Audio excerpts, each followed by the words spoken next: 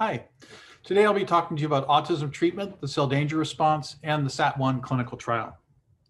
Here are my disclosures that you can look over on the Synchrony website. And here are some references and citations for background reading if you're interested in looking at more information about Sermon or the cell danger response, antipurenergic therapy, or the metabolic features and regulation of the healing cycle. So the big question that I'd like to ask is, are the behavioral symptoms of autism caused by a treatable metabolic syndrome? Now, for nearly 100 years, we've been cataloging the various triggers and causes of autism spectrum disorder. And these can be thought of as different mallets that can be used to strike the same cellular bell. And so ultimately, early life stress events, genes, air pollution, flame retardants, metals and pesticides, infections, fever, various cellular dysfunction states and mast cells and T cells and NK cells and cytokines in the microbiome all can contribute to ASD, but not in the same child. Okay, so sometimes they're more influential effects by these in individual children. But ultimately, they strike the same cellular bell that we have called the cell danger response that can lead to autism and myalgic encephalomyelitis and chronic fatigue syndrome and many, many other disorders. So over the last 100 years, we have really focused on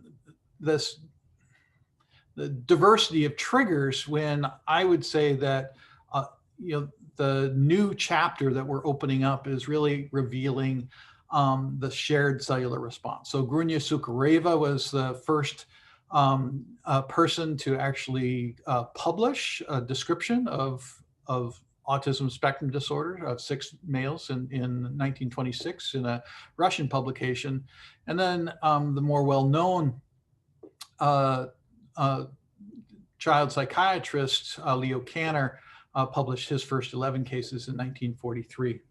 But ultimately, what I'd like to emphasize in this talk is really what we're looking at is the unity of the cellular response. So over the past 100 years, the metabolic features of autism and the cell danger response have been found to be the cell danger response, and the same biochemical pathways are regulated by biological, chemical, physical, and genetic stress. So one way to think about this, if you look at all the different kinds of responses in terms of neurotransmitters like tryptophan, serotonin, GABA, oxytocin, and then some of the exogenous environmental chemicals like Teflons and food preservatives, phthalates, dioxins, parabens, and then some of the endogenous responses that have to do with methylation changes, porphyrins, eicosanoids, oxalates, that change ultimately the structure of brain synapses and the cerebellum and the brainstem. Those are all connected by the features that we call the cell danger response. So in order to take the next step in understanding this, we ask the question, well, what is one of the most fundamental responses of the cell to environmental stress? And it turns out that extracellular ATP, or eATP, is a key regulator of the cell danger response. And so here's a cartoon of a cell with mitochondria in the nucleus, and then these channels in the membrane that are made up and part of purenergic receptor subunits like P2X7. This is a pennexin P2X7 channel that's regulated by oxidative changes as well as biophysical changes in the lipid composition of the membrane surrounding the pore. But anyway, when under stress, basically these channels open up in the membrane and cause ATP to leak. And this is a universal phenomenon. So all cells will release ATP in proportion to the amount of stress. And it's similar to the way you might think of a water balloon with thousands of little holes in the surface, releasing more water when the balloon comes under stress. and less water as the balloon falls, as the balloon is under less stress. So mitochondria are constantly involved in making ATP, UTP, GTP in association with cytoplasmic metabolic pathways. But they communicate to the cell nucleus, and the nucleus, communicates back to mitochondria. And then when ATP is released and other metabolites that perform a signaling function that we call metabokines, will not only move out from the cell and then bind to receptors on the same cell of origin, but will also bind to receptors on neighboring cells. And so we went looking for ways that we might be able to pharmacologically reduce the amount of ATP loss. We call this the dissipative ATP loss. Because if ATP is lost from the cell to the outside, then there's less amount of ATP needed for growth and metabolism and normal cell functions, because that ATP, when it leaves the cell, becomes a signaling molecule that signals inflammation. So turns out there are drugs that can potentially block this, and we identified one that is called suramin that I'll be able to talk to you about at the end of this. So the cell danger response is actually universal to all multicellular life on Earth. So all cells, all eukaryotic cells that have mitochondria, from plankton to people and plants, all have the same response. So here's a picture of a little mustard plant that has been engineered to fluoresce when its cells release calcium. Okay.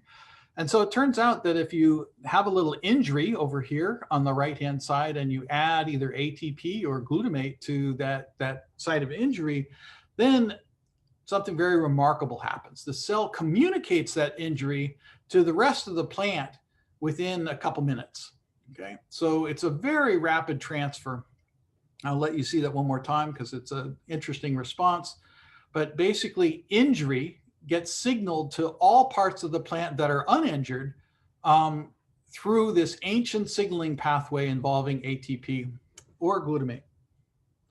Okay, so ATP is found to be a modulating co-neurotransmitter at every different synapse. So here's a blood vessel, a capillary in the brain, and these are astrocytes, and this is a synapse that is releasing glutamate as the canonical neurotransmitter, but it turns out that every neurotransmitter also co-releases ATP in proportion to the amount of stress signaling that the body is undergoing at the time. Okay, so the more ATP released with the neurotransmitter, the greater the postsynaptic response. Okay. Just recently in this year, it's been found that even Fragile X has a root problem with ATP leak. And this is a citation from Elizabeth Jonas's group. But basically, here's a cartoon of the ATP synthase in mitochondria. And these subunits, the C subunits, can actually act as ATP channels that allow for release of ATP from mitochondria and then from into the cell and from the cell to the extracellular space that would then activate the CDR and inflammation. So one of the things I want to point out is ATP is made up of a sugar subunit called ribose, but also a nucleobase that's it actually includes adenine, but adenine is then can be deaminated to hypoxanthine and then oxidized to xanthine, which by itself, xanthine has been shown to be an anxiety-provoking signaling molecule that also can be involved in the production of hydrogen peroxide through an enzyme known as xanthine oxidase. So that sounds like an interesting phenomenon. Is there more known about that? So it turns out there is. And in, basically in the 20s and 30s, Karl von Frisch, who is a Nobel Prize-winning ethologist, characterized a material that he called Schreckstoff, which means the material that transmits a signaling of fear or alarm. And these turn out to be purine danger signals produced by a lot of different aquatic species, not just fish. But this is one example of hypoxanthine 3 oxide that triggers an anti-predator behavior of innate inflammation and inflammation in a variety of different fish and other animals. And then xanthine has recently been shown to trigger a similar response in mice. That also influences T-cell immunity and intensifies the aversive memories, the way that memory is laid down and retained in mammals. Okay, so I'm going to finish up by talking about the Sermon Autism Treatment 1 trial. This was a low-dose Sermon study, a single dose given by intravenous injection. Sermon can only be given by intravenous injection because if you give it by mouth, most of it just passes through and is not absorbed. So here's a little cartoon about the mechanism of the cell danger response and our approach to treatment. So over on the right is Bayer 205, which is actually the original name of Sermon. So here on the left are some mitochondria. And this is the following is going to be a description of a small phase 1/2 clinical trial at UCSD of Sermon, a 100-year-old drug that was developed originally to treat African sleeping sickness. But we wanted to test this hypothesis that autism might be a treatable symptom of cells. So here's a neuron, a nucleus, and mitochondria. And those mitochondria will make ATP that under stress conditions can be lost through opening up of these channels in the membrane. And when they do, they can bind receptors that send messages to the nucleus that trigger cell danger and the survival mode of those neurons. But when neurons are treated with Sermon, those channels get blocked and the danger signal of ATP is reduced. And so the cells can return more to a peacetime metabolism that allows healing and cell-cell communication in a more normal way. Okay, so this is a description of our design of the SAT1 trial. The children were paired by age, IQ, and autism severity. And then we prospectively randomized them into either the treatment group or a placebo group. It was completely double-blind. It was a study of 10 boys with ASD ages 5 to 14 years old and given a single dose of Sermon at 20 milligrams per kilogram IV or a saline placebo. And the outcomes were by the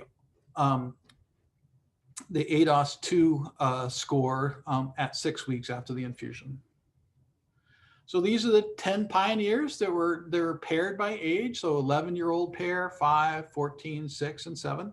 Now, 4 of these boys were nonverbal, had never spoken more than a single word at a time, never put 2 words together, and had severe oral motor dyspraxia. And as we began giving the infusion, something very remarkable started happening. We started noticing that half of the children started changing very significantly in many, many different ways, including language. But within days of his infusion, one boy looked up to his mother after dinner at the table and said, "I finished my dinner."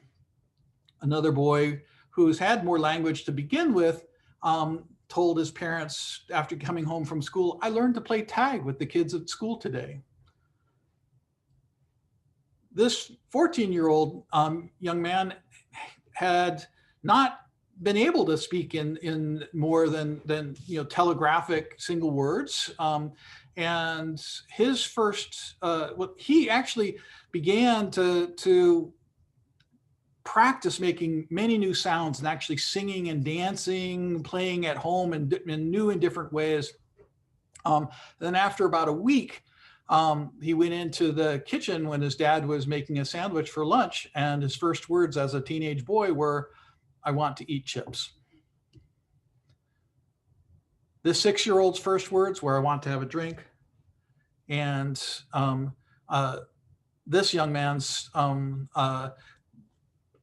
sentence that was unusual was to his mother as she was dropping him off for school. He said, today, I want to say hi to the crossing guard lady. So none of the other children started having any changes like this. And when we finally broke the code, we found that this group of 5 boys had received sermon, this group had received placebo.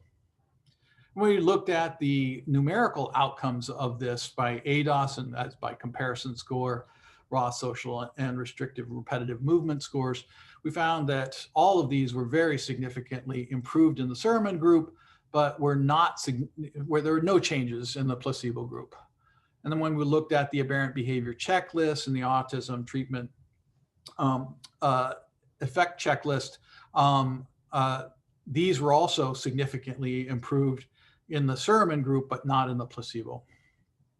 And so when we tallied up the ADOS scores and looked at the average score before and after treatment in the sermon group, the average score was 8.6 initially, but the children who had received it 6 weeks later had an average score of 7.0.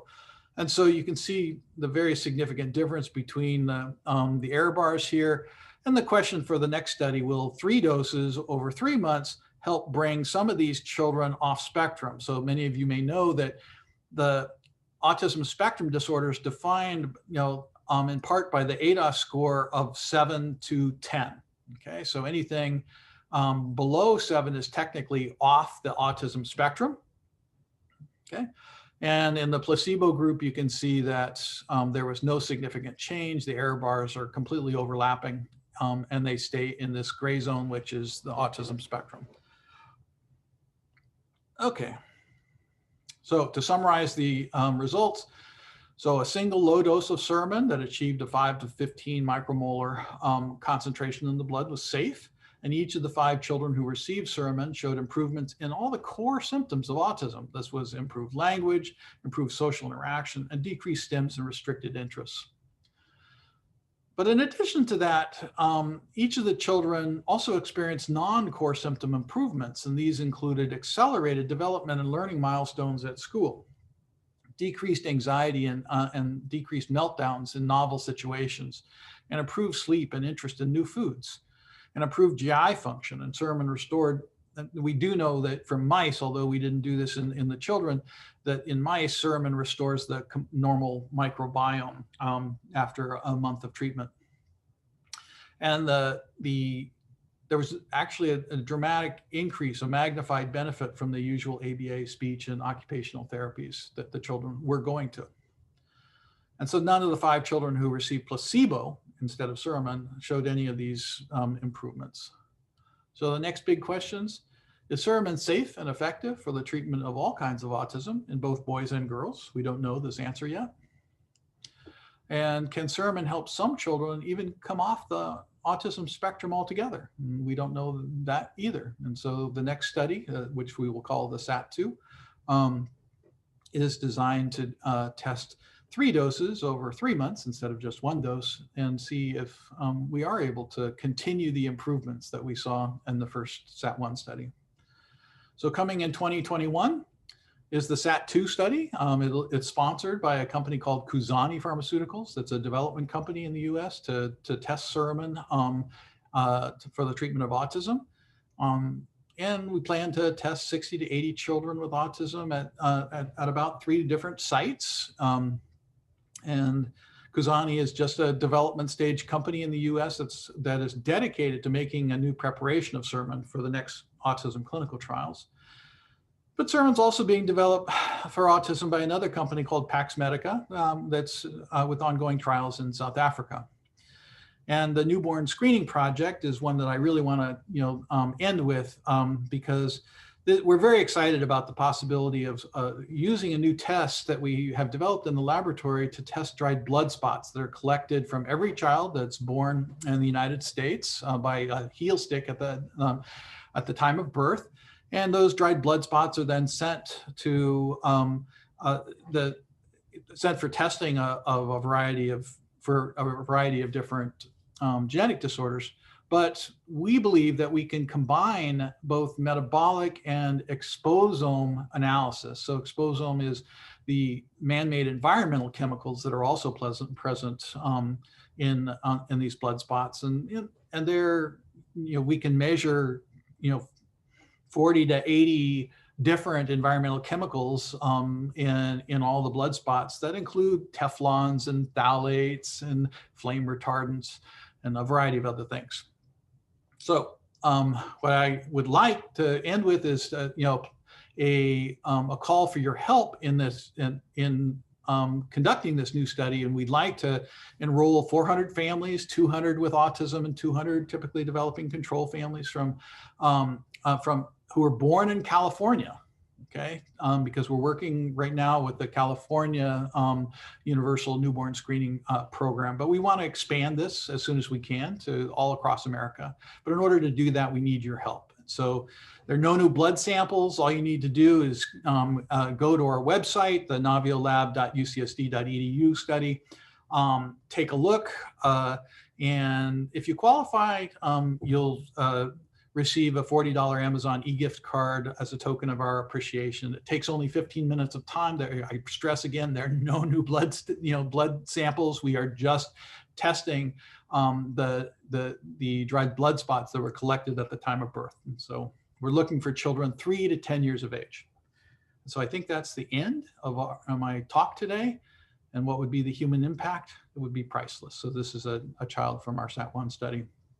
And I wanted to thank all of the people who helped make this work possible, including the UCSD Christini Fund, the Brain Foundation, and CHARM, and many, many other groups from all around the world, over 2,000 people.